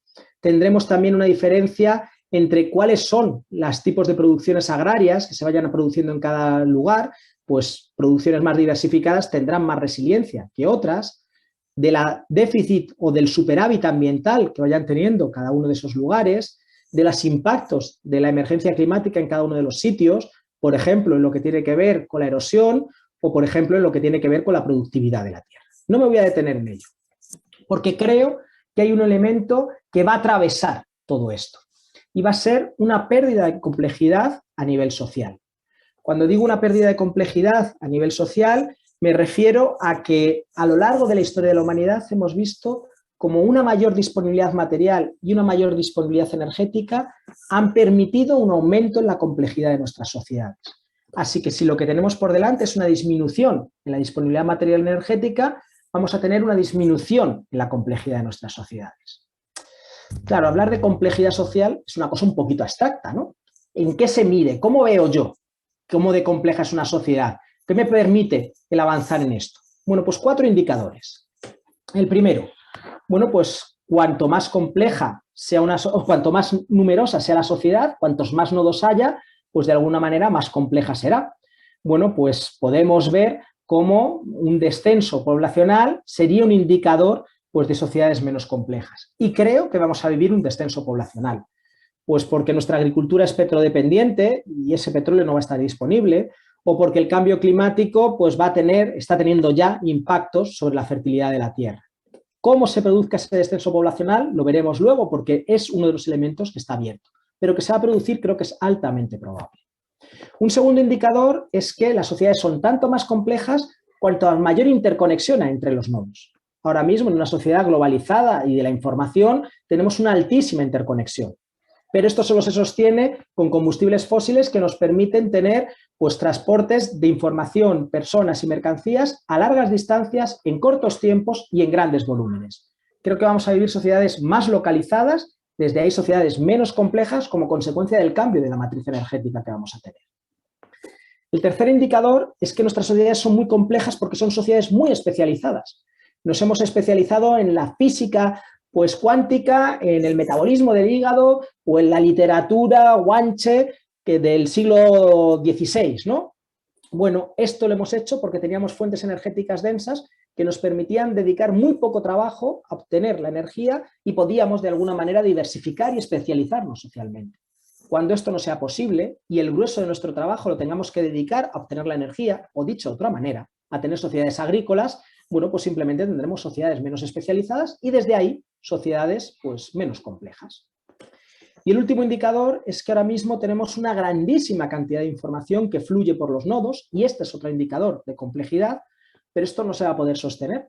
Y no se va a poder sostener porque aunque pudiésemos guardar toda esta información, para poder interpretar esa información necesitamos tener sociedades que dediquen su vida pues, a estudiar pues, ese metabolismo del hígado, esa literatura guanche del siglo XVI o esa física cuántica anteriormente. Es decir, sociedades con fuentes energéticas densas que permitan hacer esto. En la medida que no lo tengamos, aunque guardemos esa información, será una especie de sánscrito que simplemente no podremos interpretar. Así que sociedades menos complejas que generan cambios importantes en nuestros órdenes. Pero no solo eso, sino que creo que vamos a vivir también sociedades que aumenten sus capacidades de emancipación social. Y que aumenten sus capacidades de emancipación social pues por distintas razones, ¿no? En primer lugar, porque habrá una menor dominación, no necesaria, pero sí potencialmente. Pues porque, por ejemplo, si son sociedades menos desiguales, bueno, pues desde ahí, pues sociedades menos estratificadas y, bueno, pues ahí un poquito más igualitarias. Porque los mecanismos de control social que tenemos en la actualidad, vía pues consumismo, sociedad de la imagen, se van a debilitar porque no va a haber base material energética para sostenerlo, así que habrá que recurrir a mecanismos de control social más duros y esto se ha demostrado como es un mecanismo de control social mucho menos eficiente a nivel histórico y desde ahí que va a abrir pues, más oportunidades de revoluciones y de resistencias, ¿no? Porque nuestras fuentes energéticas del futuro son claramente las renovables y estas fuentes renovables de alguna manera son fuentes de acceso más universal y por lo tanto potencialmente más justas y más democráticas. Y esto también nos abre oportunidades. Las sociedades más pequeñas pueden gestionarse de manera muy caciquil, pero qué duda cabe que es más fácil de gestionarlas de manera democrática que las sociedades globales, que desde mi punto de vista es imposible de gestionar de manera democrática. Así que otra oportunidad que se nos abre. Una oportunidad más es que ahora mismo un mecanismo de control social es el control de la información por pocas manos y bueno, pues diluir ese control de información por pocas manos nos abre también oportunidades pues muy importantes. Google o la NSA estadounidense sabrán menos de nuestras vidas y a partir de ahí tendremos zonas grises en las que expresarnos. Y por último, porque la potencia bélica que hay ahora mismo en manos de los ejércitos tiene también una base muy importante de combustibles fósiles que tenemos actualmente y esto pues también acabará dando pues síntomas de agotamiento y a partir de ahí pues capacidades pues de emancipación mayores. Otro elemento importante es que creo que las ciudades van a cambiar de forma importante, van a vivir un proceso de conversión en minas porque ahí encontraremos el aluminio en las ventanas, el hierro en los radiadores, el cobre en el cableado para mantener un cierto entramado industrial, porque ahí vamos a tener que empezar a cultivar nuestros alimentos, como hacen por ejemplo en Detroit o en La Habana, en la medida que se vayan cortocircuitando las entradas masivas constantes pues de maquinaria, de bienes, de servicios que se hacen dentro de las ciudades, porque simplemente no haya combustibles fósiles que permitan esto. Así que no solamente tendremos una reconversión agraria y minera dentro de las ciudades, sino también un éxodo de población hacia afuera. Un éxodo que vendrá acompañado de importantes y probablemente imparables migraciones, y ya se están produciendo ahora, que no más se producirán en los futuros que tengamos por delante, ¿no? Un cambio en la tecnología hacia tecnologías más sencillas, y probablemente todo esto no será con paz social, sino con fuerte conflictividad. Pero esto es lo que creo que va a ser altamente probable. En realidad, creo que lo que es altamente abierto es mucho más que lo que es altamente probable. Creo que lo que nos viene de alguna manera marcado por los límites ambientales no tiene ni comparación con todos los escenarios que se nos abren de posibles órdenes culturales, políticos y económicos. Ahora mismo creo que tenemos un momento en la historia de la humanidad en las que los futuros están mucho más abiertos de lo que habían estado, por ejemplo, a lo largo del siglo XX. O dicho a forma de pintadas, en realidad el futuro no está escrito. El futuro será lo que hoy decidamos a través de nuestros procesos de articulación social, de luchas, de educación. Y dentro de esos procesos de articulación, de luchas y de educación, creo que tenemos que tener un cuidado exquisito en que los miedos no nos roben los sueños.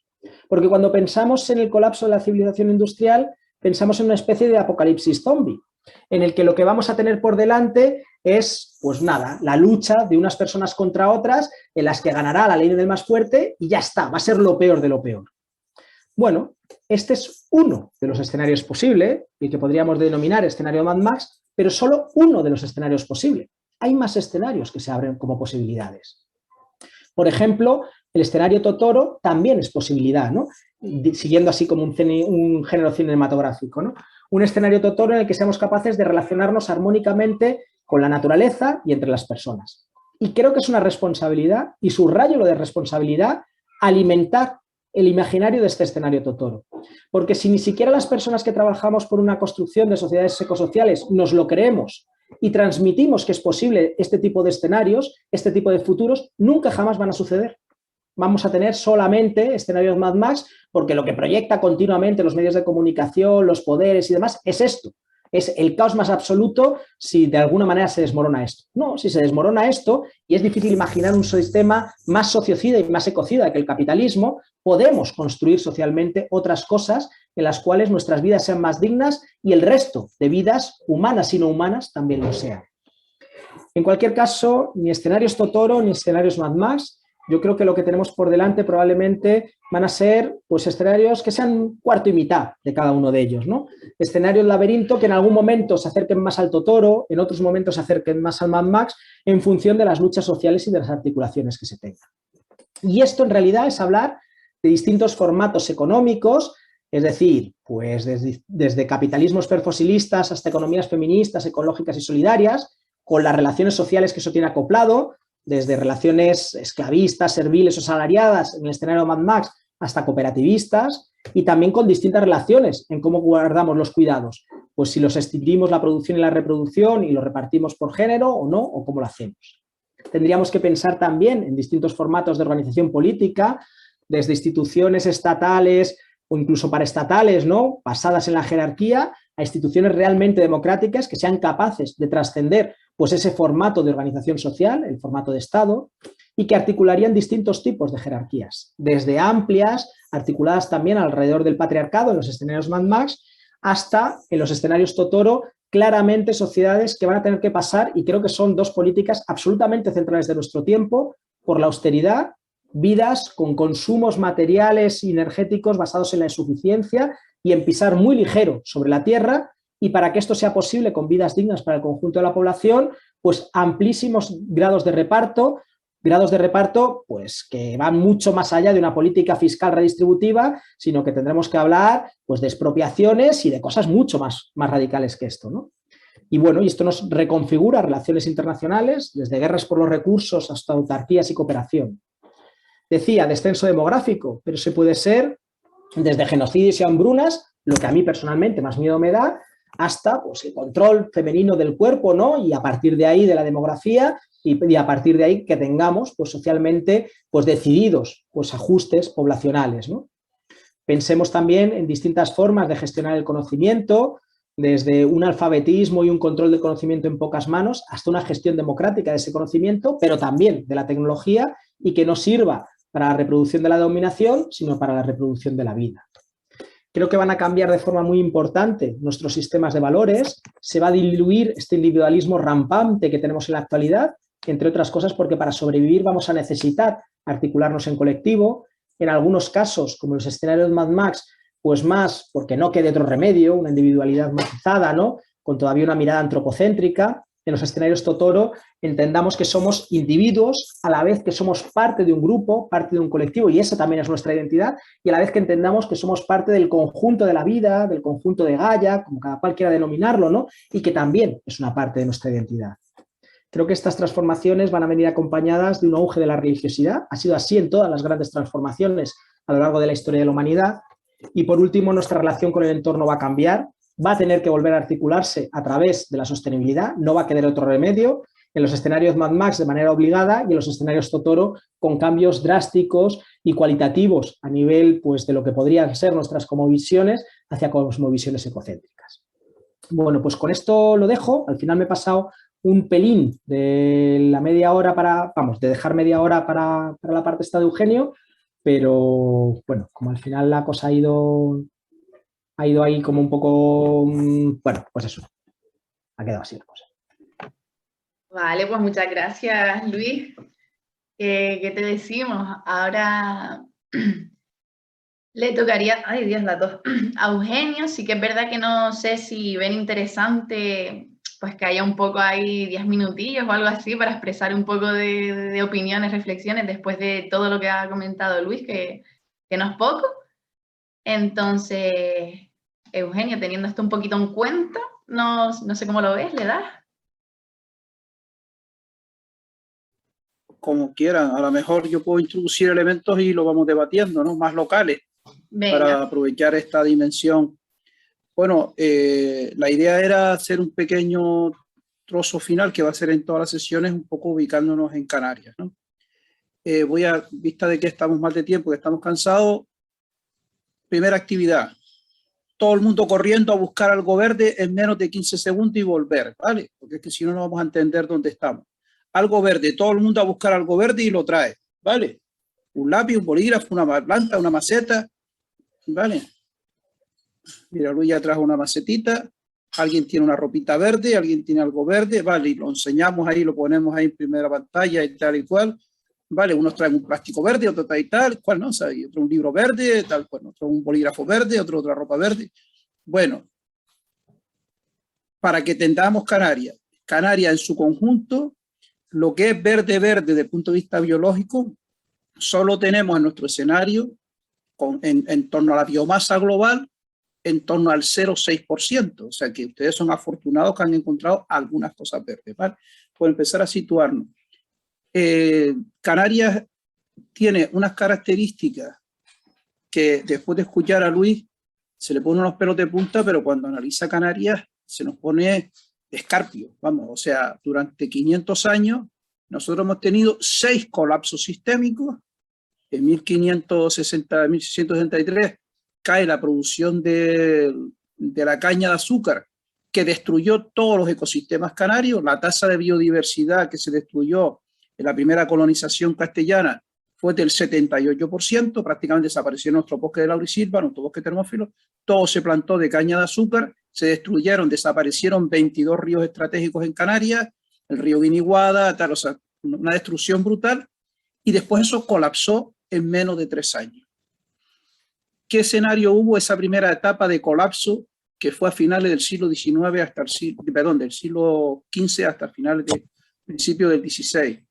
Pues esas cosas que hemos hablado, un escenario disparatado donde prácticamente la mitad de la población hubo hambrunas, unos salieron en pateras y otros murieron, o sea, hubo una reducción drástica, en 10 años cayó el 20% de la población y prácticamente aquí hubo hambrunas muy fuertes. Pero también surgió un totoro, ¿no? También surgió gente que se fue a la montaña, aparecen las primeras comunidades asentadas en cumbre de Gran Canaria, en Tenerife, en La Gomera, y aparece una época totoro que podemos investigar y evaluar en nuestra historia y sacar experiencias de ella, ¿no? Les invito a los proyectos educativos no solo a machacar a los jóvenes con todos los datos, sino a explorar cómo en nuestra historia reciente nuestros tatarabuelos montaron un totoro en San Mateo, en Tejeda, en Garafía, en Betancuria, en el Parque Nacional de Garajonay, en Teno. O sea, hay un montón de rincones en Canarias que podemos encontrar, goros de agricultura, muritos de piedra, saberes, tradiciones que son auténticos totoros, ¿vale? Y que enseñar a nuestros niños a encontrar la esperanza en nuestro propio pasado puede ser una dinámica muy interesante de investigación. Descubre a Totoro en Canarias, ¿no? en la historia de nuestros barrios, de nuestra gente. Cómo se organizaban, cómo había procesos de comunalidad, cómo había la tasa, por ejemplo, subió muchísimo la tasa de soltería, como la que tenemos ahora. Había gente que no tenía hijos y se dedicaba a cuidar la comunidad, cuidar la familia, cuidar los mayores, etc. ¿no?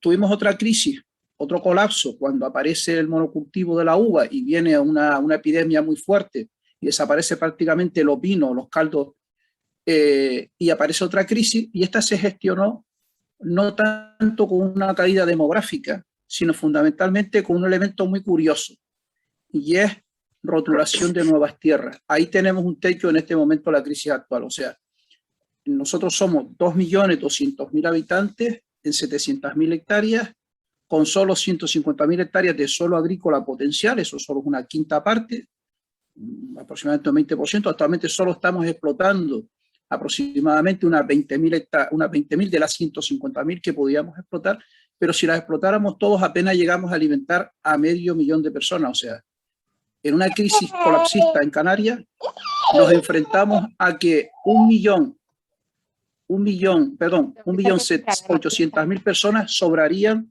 con un sistema de autosuficiencia agraria en Canarias, ¿no? ¿Por qué? Porque tenemos un modelo en el que el 93% de los nutrientes vienen de afuera, de los suministros, las gafas que tengo puestas, la ropa, los metales, todo viene de afuera. Es como vivir en la luna.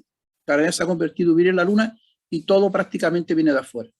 La transición, aunque fuera energética, es imposible una transición ecosocial con esos parámetros de... Por eso BMG montó hace años una campaña que se llama Canarias tiene un límite, que intentábamos un poco visualizar esta realidad. Pero hemos tenido otras crisis totoros y soluciones totoros muy interesantes. Tuvimos cuando la crisis de la cochinilla, que era un colorante que vendíamos al extranjero, en las tuneras, se trajeron las tuneras de Centroamérica. Hoy es una plaga las tuneras y se habla de especies invasoras, y hace 300 años que tenemos especies invasoras, como las tuneras, que fueron... Hoy se levantaría un guanchi y se moriría del susto, pues en su época no había ni tuneras ni pita. Lo que había era, y hoy se despiertan y dicen, esta no es mi isla, esta no es mi Canarias, ¿no? Pues, y ahí se instaló la venta de los colorantes, que fueron interesantes. Es curioso tener un relato de Canarias, que durante toda su historia, de los últimos 600 años, solo hemos vendido sol. Sol en la caña de azúcar, que es una energía. Por nuestra posición en el paralelo 28 teníamos más cantidad de luz y de energía que vendíamos a Europa. ¿Vale? Como los barcos podían transportar una energía lenta y tranquilita en un barco de vela, pues vendíamos energía en forma de caña de azúcar. Cuando eso colapsó, el desarrollo tecnológico nos puso disponible barcos más rápidos, y entonces en vez de vender sol en la caña de azúcar, empezamos a venderlo en los plátanos, que es la fase del siglo XIX, ¿no? El amarillo del plátano es sol también, pero con un alto consumo de agua. Por cada kilo de plátano se colapsó el sistema hídrico de Canarias. Hay un gráfico que no pude traer hoy, y es como en los datos de lluvia desde el principio del siglo XX hasta la actualidad ha caído un 60% la lluvia, y vamos a un secarral. El archipiélago se está prácticamente deshidratando, ¿no? Con 8 millones de datos sale esos gráficos, ¿no? Pues desde el siglo XIX se colapsó el sistema hídrico, y podemos tener suelo agrícola para esas 500.000 de personas, pero no tenemos agua. El otro reto es la nueva cultura del agua en Canarias y las técnicas que hablaba esta Lola, de la bosque comestible, la regeneración de suelo y la plantación y el semillero de agua que hay que reconstruir en Canarias, ¿no? Sería otro de los retos para un posible. Y también hubo un totoro del agua en Canarias. Tenemos una cultura de aprovechamiento de mini hidráulico, de cisternas, de lluvia horizontal, de la gavia majorera, del cultivo sideral. Por ejemplo, hay un cultivo en el Hierro muy interesante que consiste en que si plantas unas papas, que cuando llueve la papa se pierde, pero cuando no llueve coges muchas papas. Funciona al revés, ¿vale? Que sea la papa sideral del Hierro, ¿no? Que es una técnica muy curiosa que se alimenta de la humedad relativa. O técnicas como la gavia majorera, los trastones majoreros, los nateros. Hay una cultura totoro, por decirlo de alguna forma, vinculada al agua, que podía ser también rutas educativas muy interesantes para los escolares, para prepararnos para esta transición. Y luego hemos tenido el último desarrollismo brutal, y es que cuando ya no podíamos vender ni tomates en el sol rojo del tomate o el amarillo del plátano al sol o la energía del sol a Europa, aparece la tecnología de las aviaciones y entonces los europeos vienen directamente a tomar el sol aquí y se lo llevan puesto, ¿no? Entonces, ¿qué es el modelo del turismo, ¿no? ¿Cuál es el modelo del turismo? Que tiene una tasa de ocupación de suelo destruido, que ahí está, ese casi 12% del suelo de Canarias, que está urbanizado, ¿vale? Prácticamente ahora mismo hay más superficies comerciales en Canarias que metros cuadrados de playa, por tener una referencia, ¿no? Entonces hemos educado a nuestros niños a ir a los centros comerciales, pero no a evaluar, y nuestro gran sueño, nuestra gran ilusión es ir a los centros comerciales y ahí nos educamos en el consumo, un consumo mágico que no sabe dónde viene, que es oculto, que es ciego y tal, ¿no? Pues también hay una ruta interesante y es convertir el carro de la compra, que deje de ser un carro de combate, ¿no? O sea, esa cultura del consumo responsable, porque el carro de la compra es también un carro que transporta la injusticia que hay detrás, el modelo global que analizaba Luis, y transformar ese carro de combate, que hoy es el carro de la compra que llevamos al supermercado, en un carro de paz, en un carro Totoro, en un carro distinto, pues supone a lo mejor incluso abandonar ese tipo de carros de metal, ¿no? Pero ahí hay otro reto importante en la ocupación de suelo. Es muy difícil recuperar un suelo que ha muerto, pues se ha convertido en una losa de cemento, se ha convertido en un apartamento.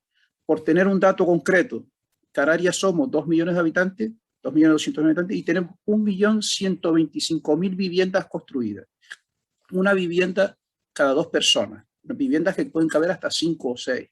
Por consiguiente, la cantidad de disponibilidad de vivienda neta en Canarias para 6 millones y somos 2. Pero luego tenemos otro dato disparatado, y es que siendo 2.200.000 habitantes tenemos 1 millón de vehículos, que a 5 personas sería, o a 6 personas sería para 6 millones y somos 2 millones. O sea, tenemos una sobredimensión del transporte con una red de carreteras de 1.600 kilómetros lineales. O sea, si cogiéramos una hebra chiquitita de las Islas Canarias, una hebra negra que sería el asfalto, y los tiráramos así, podíamos ir a Miami y volver, la cantidad de metros de carretera que tenemos, ¿no? O sea, todos los vehículos en Canarias van a la Luna 2 veces al día. Todo el recorrido medio es como ir a la Luna 2 veces, ¿vale? Eso es lo que nos movemos con esta locura de transporte privado. Entonces, el otro reto que tiene BEM+ es la movilidad sostenible o la accesibilidad, porque hemos desarrollado educar a nuestros niños en que lo que es importante es acceder a la cultura, acceder a la educación y no movernos a todos lados. Hemos confundido movilidad con accesibilidad y al final, cuando todos nos queremos mover a un sitio, nos bloqueamos. Las grandes superficies, los colapsos, etcétera, que ya tenemos de colapso de tráfico. Hablamos de colapso sistémico, pero eso lo tenemos todos los días. A las 8 de la mañana tenemos un colapso de tráfico, ¿no? Que es una representación visual de lo que es ese inicio de colapso, ¿no? Podemos trabajar más datos. La idea sería, si están interesados en trabajar este tema, los que tanto educadores como participantes de este curso que tienen otro tipo de dinámicas en procesos sociales, que quieran participar en formar un grupo, lo que llamaríamos entre comillas un ecolapsistas en acción, en vez de ecologistas, ecolapsistas, ¿no? Empezar a analizar el ecolapsismo y empezar a buscar respuestas y buscar estrategias Totoro, por decirlo. Una cosa tan ingenua, ¿no? Llevar a los alumnos y preguntarse cuáles son las reservas de agua.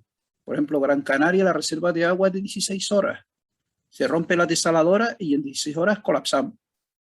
En Tenerife es todavía peor, nada más que 4 horas y media. Pues, por ejemplo, llevar una excursión a los niños a ver los límites que tenemos estratégicos en agua, en suministros y tal, en una excursión, lo que sería una excursión para conocer cómo estamos en seguridad, en calidad y este tipo de cosas, puede ser interesantísimo, ¿no? Estoy lanzando ideas para actividades que podemos trabajar, ¿no?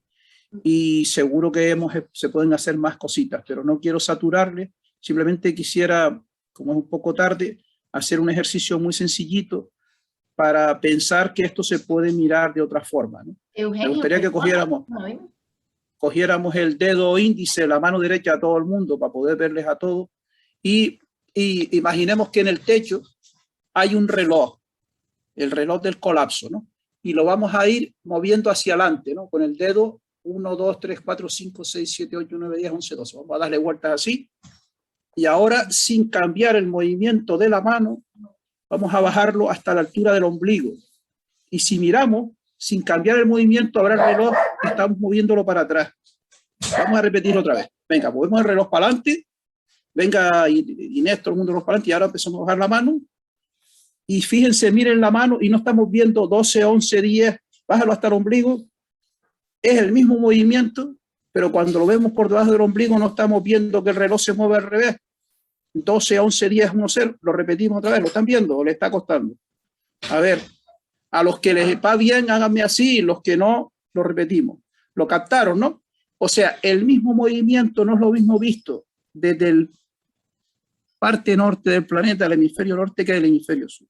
Lo que los ricos están diciendo que está moviendo el tiempo para adelante, para los pobres el tiempo mueve para atrás. Es el mismo movimiento, pero visto de dos ópticas. Lo que les invito es a mirar esto de la óptica, de poner el movimiento por debajo de nosotros y poner por arriba a las personas. Todo lo que se mueva en nuestro entorno, poner por arriba a la persona. Y miramos que a la vez no está caminando para adelante. Estamos caminando para atrás. Y es real, es así. O sea, la combustión de un coche existió hace millones de años en el planeta. O sea, el anhídrido carbónico que tenemos existió al principio del planeta cuando todo eran volcanes y todo era, o sea, la lluvia ácida existió hace millones de años. Realmente lo que estamos haciendo es volviendo el planeta para atrás. O sea, el progreso no es más que una pérdida de evolución. Mientras la evolución nos llevó hasta aquí, la vida, el desarrollo tecnológico nos está yendo para atrás, ¿no? Está caminando al revés, ¿no?